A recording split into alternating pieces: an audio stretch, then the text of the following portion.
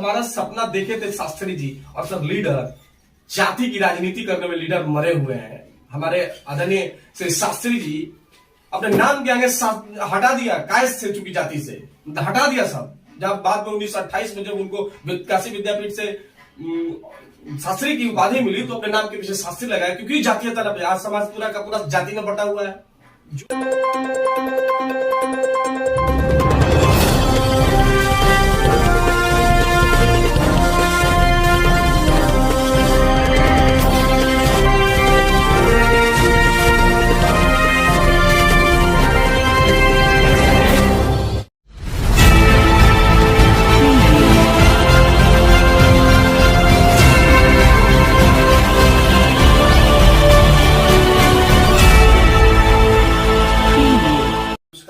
और आप देख रहे हैं दिव्य भारत मीडिया।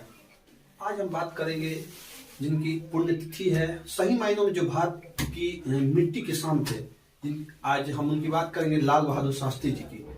जी आज 11 जनवरी है और आज ही के दिन उनकी मृत्यु ऐसी परिस्थिति में हो गई जो आज भी अनसुनी टाइप सी है, जो आज तक सुलझ नहीं पाई है।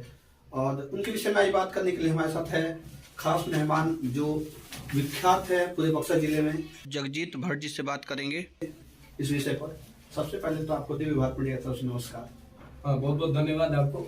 अच्छा ये बताइए कि आप, जैसा कि सभी देशवासी जानते हैं कि शास्त्री जी जो उज्बेकिस्तान उस समय सोवियत संघ का पार्ट था, उस वहां पे उनकी अकाल स्थिति में मौत हो गई। जो 1965 की भारत पाक युद्ध हुआ था, युद्ध की शांतिपूर्ण समझौते में हस्ताक्षर करने गए थे।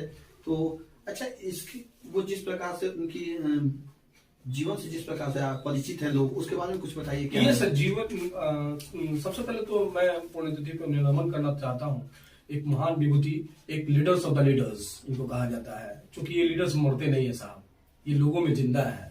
और वैसे मैं इसलिए कह रहा हूँ कि ये जिंदा है क्योंकि जो इनके अंदर थी, एक कहते हैं ना कि सिंपल लिविंग हाई थिंकिंग।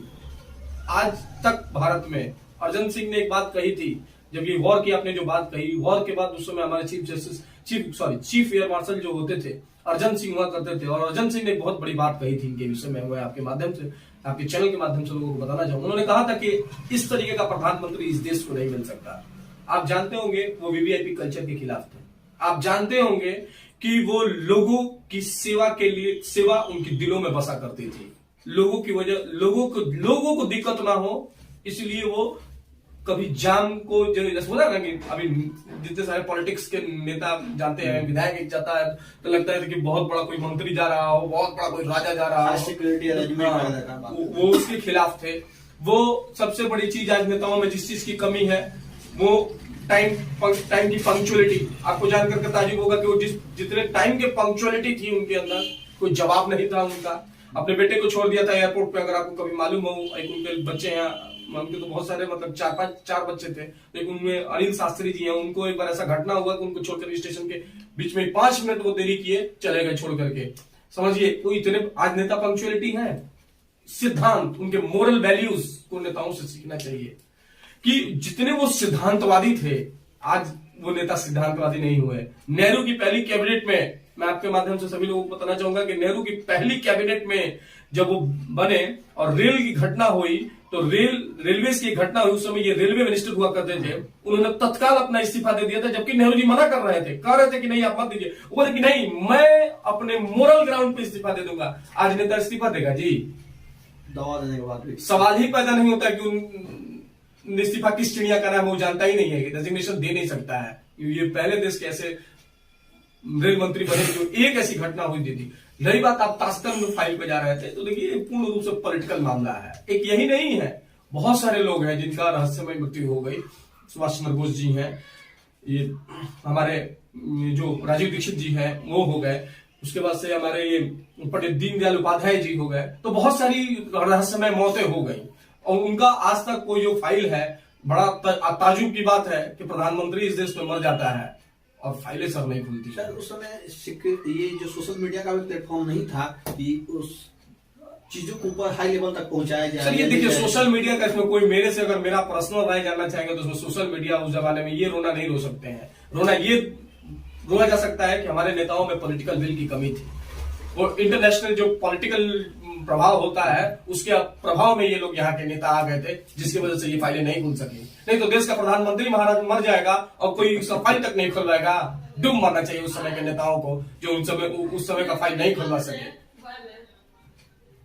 दर्शकों को हम बता देना चाहते हैं कि 10 और 11 जनवरी सुबह के 2 बजे रात्रि की बात है, जिसमें आपातकालीन स्थिति में उनके अपने होटल के कमरे में उनकी अंतिम सांस लिया उन्होंने, और इस दौरान वो अपनी मृत्यु को प्राप्त हो गए। हालांकि बहुत सारी चीजें ऐसी है जो लाल बहादुर शास्त्री के बारे में सर्वे के अनुसार पता चला है, लेकिन उनका हालांकि पोस्टमार्टम नहीं हो पाया था कि उस चीजों को जाना जा सके। और ये बताइए, देखिए उनका एक देखिए मैं बताऊंगा, पोस्टमार्टम की ही बात है, कितनी हास्यास्पद बात है। देश का प्रधानमंत्री मर जाता है, पोस्टमार्टम तक नहीं होता है। पोस्टमार्टम लास्ट रात में उनके साथ कौन था? अब ये तो हम जाएंगे तो एविडेंस में और फैक्ट में जाने लगेंगे, हम लोग एडवोकेट आदमी, फिर जाएंगे तो फिर कहेंगे कि कहाँ जाने लगे आप लोग।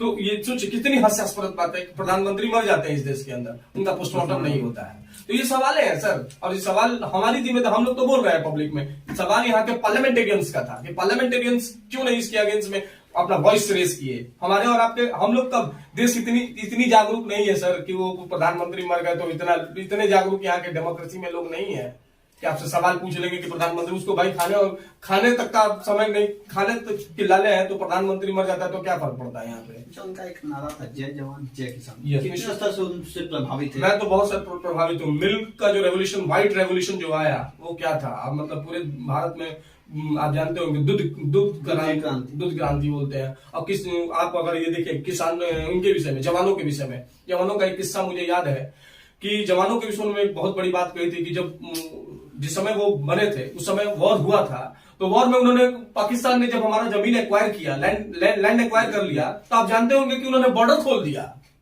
आप ये बात जानते होंगे कि बॉर्डर खोल दिया, बोला कि तुम हमारा कश्मीर ले लोगे, जम्मू ले लोगे, हम पूरा का पूरा पाकिस्तान ले लेंगे। इसलिए मैंने अर्जुन सिंह की बात आपसे कही कि अर्जुन सिंह ने कहा कि ऐसा प्रधानमंत्री ना मिला और ना भविष्य में कभी मिलेगा। और सिंप्लिसिटी की तो सर बात ही क्या कहना है। नीचे बैठ के खाना खाते थे सर, नीचे बैठ के खाना खाते थे, फिएट कार लिए थे। मैं क्या बताऊंगा, ये पढ़ने की चीजें हैं।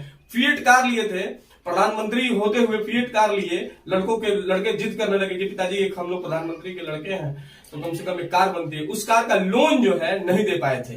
बाद में इंदिरा गांधी से बहुत प्रभावित थी तो इंदिरा गांधी ने वो लोन माफ कराया और घर में भी बहुत दिक्कतों का सामना करना पड़ा था। तो भारत के नेता और भारत के लोगों के लिए, इसीलिए मैंने आपसे कहा कि ये लीडर्स ऑफ द लीडर्स थे, लीडर्स ऑफ द लीडर्स। में इनको बार बार इसलिए कहा, लेकिन इनको किसी ने फॉलो करने का काम नहीं किया। आज देखिए वीवीआईपी कल्चर नेताओं का, वो वीवीआईपी के कल्चर के खिलाफ थे।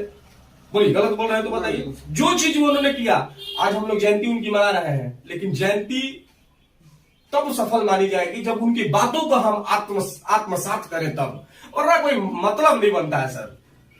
क्योंकि भारत कृषि प्रधान देश है, कृषि की बहुत बड़ी भूमिका है, और उसमें भी नारा जय जवान जय किसान। क्योंकि पहली बार जवानों के मायने में बात करें तो पहली बार ऐसी अभी रिपोर्ट आया है कि किसानों में भी कटौती, माफ करिए, सोल्जरों में भी कटौती की गई है। जितने जवान होने चाहिए उतने अभी भी नहीं है, उतने भी तैनाती नहीं हो पाई है। देखिए निश्चित रूप से जो अगर आप वन रैंक वन पेंशन एक सरकार आई तो एक अच्छा कदम था सरकार का, लेकिन बहुत सारी चीजें जो है अभी करनी बाकी है। जैसे जैकेट का मामला है, ठंडे में जैकेट्स का मामला आपने सुना होगा। बहुत सारी जवानों की जो मतलब एक ठंड में जो जवान ग्लेशियर और सियाचिन में रहते हैं, उनकी बहुत सारी जो है लाइबिलिटीज नहीं पूरी हो पा रही है। सरकार उस पर प्रतिबद्ध है, करने को कह रही है। रही बात अपने किसानों की कही, तो मैं जब से उसको संभाले हुए हूं, जब से मैं पढ़ रहा हूं, मैं तब से सुन रहा हूं कि सारी सरकारें आती हैं और कहती हैं कि किसान का आय दोगुना हो जाएगा, किसान का आय दोगुना हो जाएगा, लेकिन कोई सरकार टाइमलाइन फिक्स नहीं करना चाहती है साहब। लेकिन अभी तो वर्तमान प्रधानमंत्री, अरे सर प्रधानमंत्री के कहने ना दीजिए, तो बताइए ना, तो हो गया, किसानों का आय दोगुना हो गया। पिछले सुन लीजिए, मैं 12 साल से सुन रहा हूँ, 12 साल में तो किसानों का आय दोगुना होगा नहीं। और जो सरकार आती है ये कह के आती है कि मैं जो है किसानों का आय दोगुनी कर दूंगा। तो आखिर दोगुनी कैसे कर देंगे? कि वो कहने के लिए, रिपोर्ट्स में तो आप दोगुनी कर नहीं पाए। तो जो हमारा सपना देखे थे शास्त्री जी और सब लीडर, जाति की राजनीति करने में लीडर मरे हुए हैं। हमारे आदरणीय श्री शास्त्री जी अपने नाम के आगे हटा दिया, कायस्थ से चुकी जाति से हटा दिया सब। जब बाद में 1928 में जब उनको काशी विद्यापीठ से शास्त्री की उपाधि मिली तो अपने नाम के पीछे शास्त्री लगाया, क्योंकि जातीयता, आज समाज पूरा का पूरा जाति में बटा हुआ है। जो सपना अम्बेडकर ने देखा था, जो सपना शास्त्री जी ने, क्या वो सपना पूरा हो गया भारत का? नहीं हो सका सर। इन नेताओं ने जातियों में बांटने का केवल और केवल काम किया है। और आज देखिए पूरे समाज को उठा करके जाति में बटा हुआ समाज है। कास्टिज्म की वजह से ही इतना डेवलपमेंट नहीं हो पाया भारत में। ये बात अम्बेडकर ने, डॉक्टर भीम बाबा साहब अम्बेडकर ने कही थी। वो तो देखिए बहुत सारी बातें हैं, कितना मैं आपको बात बताऊंगा। बाबा साहब, आपको जानकर के तायुब होगा, बाबा साहब अम्बेडकर जो थे वो खिलाफ थे, जातीय व्यवस्था के खिलाफ थे। बोलते थे कि जातीय आरक्षण किसी को नहीं दिया जाएगा। वो बोलते थे पॉलिटिकल आरक्षण की बात करते थे। आज समाज को जो हमारा constitution, first constitution amendment act हुआ है, अगर आप उसमें जाकर देखेंगे तो यही सबसे पहला अमेंडमेंट हुआ था। और इसी में supreme court, honourable supreme court of India ने Champakam 2011 versus union of India का केस था, उसमें कहा कि स्टक डाउन कर दिया इस बात को। तो बहुत सारी चीजें जो सपना देखा गया था, हमारे नेताओं ने सपना देखा था, वैसा भारत हम लोग नहीं ये नेता गढ़ पाए। यही सच्चाई है और इस सच्चाई को अभी स्वीकार कर लेंगे तो सही बात है। नहीं तो ये जैसा सपना देखते थे भारत को, आज बताइए ना, वीवीआईपी कल्चर है। एक नेता जाता है तो वीवीआईपी कल्चर के खिलाफ तो मैं एकदम हूं।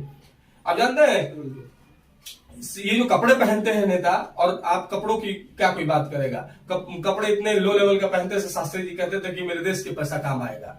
बोलते थे सिक्योरिटी का क्या जरूरत है, सिक्योरिटी उन लोगों को दीजिए, हमारे जवानों को पैसा खर्च होता है। वहीं तो उसी दौरान एक बार ऐसा हुआ था कि देश में भूखमरी आ गई थी, तो एक बार समय का भोजन भी उन्होंने बंद कर दिया और पूरे देशवासियों से अपील की। अब ये सोचने की बात है कि कैसे हमारे प्रधानमंत्री हैं वो, क्या वो उस सपने पे हम लोग हैं? आज नहीं है कि एक प्रधानमंत्री इतना और मैं तो, आप पता नहीं जानते होंगे कि नहीं, मतलब कांग्रेस की सरकार में जब जिस समय इनको नाम सजेस्ट किया गया, मैं शुक्रगुजार हूं ऐसे नेता का, के कामराज। आपने नाम नहीं सुना होगा या सुना हो भी होगा तो अच्छी बात है।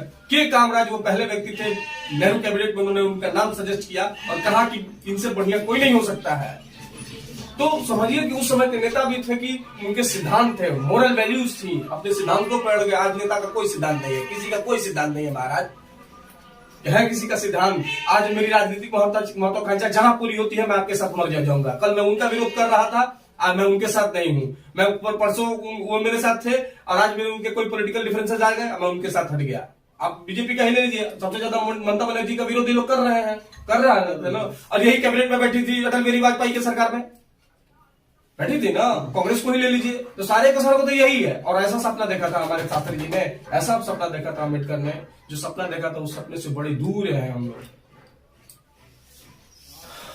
अब आप सुन रहे थे जगजीत भट्ट जी को, जो सिलसिलेवार तरीकों से शास्त्री जी के बारे में बताया। बहुत सारी चीजों को हालांकि डिफाइन कर रहे थे, समय के अभाव चलते उस चीजों को डिस्कस नहीं हो पा रहा है, लेकिन हर एक उस पॉइंट को, हर एक किसान के मुद्दे को जिस प्रकार से वो आगे लाना चाहते थे, किसानों को, जवानों को आगे लाना चाहते थे, उन्होंने प्राथमिकता दी थी। उस चीजों को उन्होंने एक अलग रूप में देश को परिवर्तित करने का नया लक्ष्य दिया था। और इसी साथ कैमरामैन अभिषेक साहब, मैं प्याम सौदा, आप देखते हैं विभाग मीडिया। जय हिंद, जय भारत।